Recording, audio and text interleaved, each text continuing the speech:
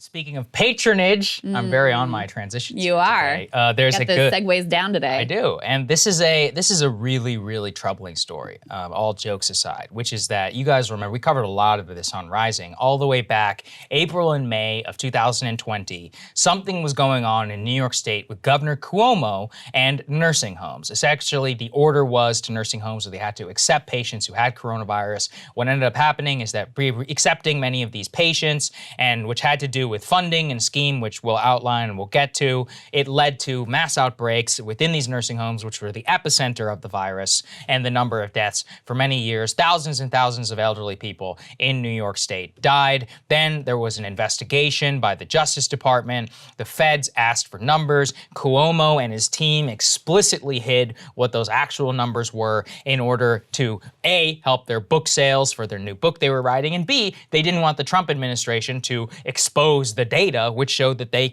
were responsible for thousands and thousands of elderly deaths. And I don't want to say that it's their fault necessarily, in that look, there was a lot going on. They didn't necessarily know what they were doing. But if you are responsible for a decision, you should say, I take responsibility for this decision. I was a leader. I messed up. And there's a lot of funding, though, questions as to why exactly none of that happened. And an investigation by the Justice Department was started, and many others were looking into this, New York Attorney General, all of that.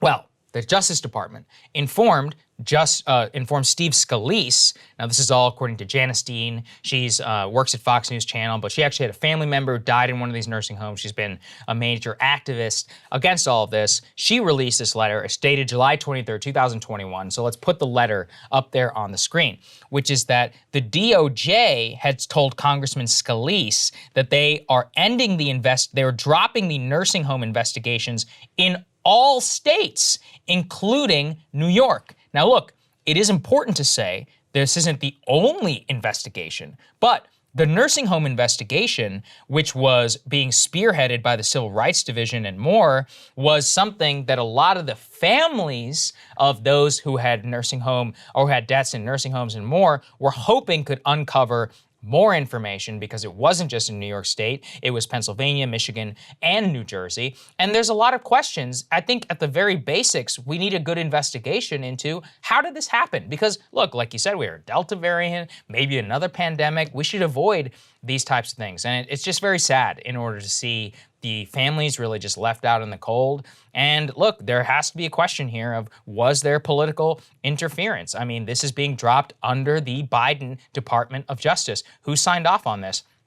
The letter itself was written by the Deputy Assistant Attorney General, who overseen by political appointees. All of the Department of Justice at the very, very top are people who are appointed by the president. So that's another big question that comes here. But overall, I think you can generally say this is a miscarriage of justice, in my opinion, for many of the people who lost a lot of loved ones in those nursing homes. Yeah, so the Department of Justice, they were looking into a civil rights investigation, right. And in the letter they specified that the Civil Rights Division has authority under the Civil Rights of Institutionalized Persons Act to investigate allegations about a pattern or practice of unlawful conditions in certain residential institutions. That includes nursing facilities. And I think this whole investigation, the closing of the investigation, the way this handles, shows the way that political blinders ruin everything. Mm-hmm. The Trump Justice Department appears to have gone about this in a political fashion. They only targeted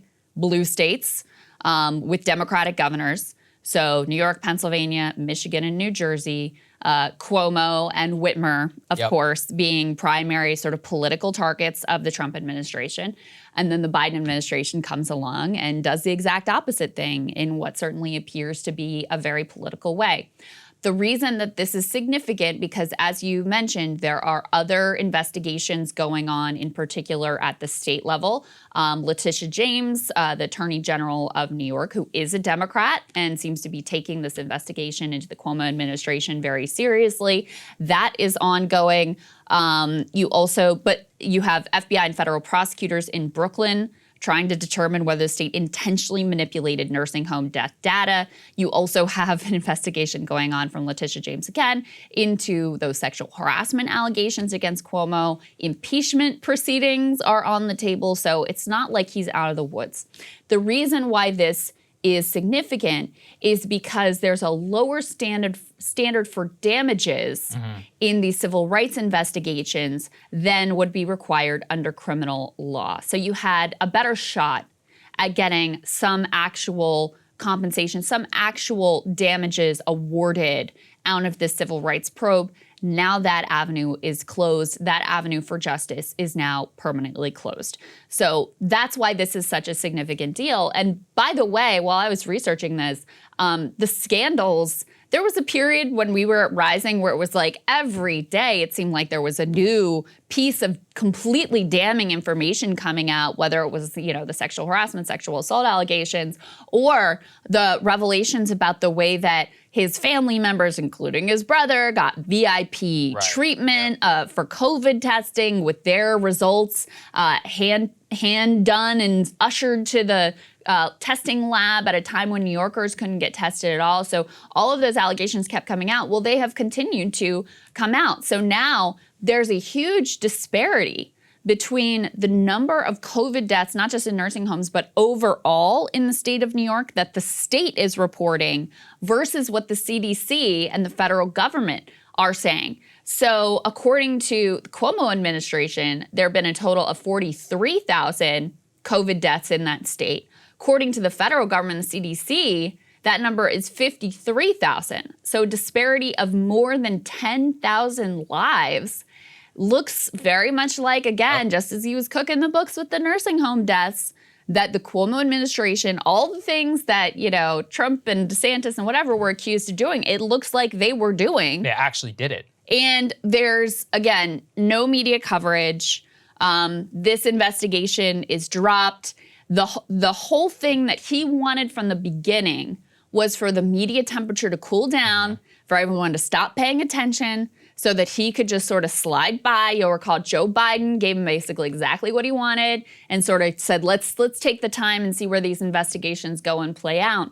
And now this absolute scandal is going under the radar with very, very little attention out of local New York State media. Yeah, I really do think it is a total miscarriage on what has happened here. And you can see, which is that the money shot is what you pointed to. The state data differs from the federal data. And what was it? Letitia James even told us back in January that the investigation that they had found that nursing home data had been undercounted by as much as 50%. Yes. At the height of the pandemic, 50%. So maybe the state investigation and more will continue. Maybe, Letitia James does seem like a very serious individual who takes, her job seriously and has moved forward and, with a lot of integrity, I think, on many different things. So we'll see. But in general, the feds are the ones that could actually make this happen. And if the Biden department wanted to actually show some real independence, going after people who really did screw up in COVID, there is just no objective way, and you can say that Andrew Cuomo was not chief among some of the worst actors here, and that he has worked tirelessly to shield his reputation, the media, Chris Cuomo, all of that. And then in general, he gets a free pass. And I think that's wrong. And Andrew Cuomo was a longtime ally of Joe Biden. They had a close relationship. Biden went and spoke for him when he had a tough primary battle and all of that. So they've had each other's backs for a long time, and I guess they're going to continue to have each other's backs. That's right. Hey guys, thanks so much for watching. That's right. Just as a reminder, you can become a premium subscriber today. Watch the full show completely uncut, our reactions to each other's monologues. You get to listen to it. You get to ask us questions, all that good stuff. Link is right there in the description or at breakingpoints.com. Best of all, great way to say screw you to the mainstream media.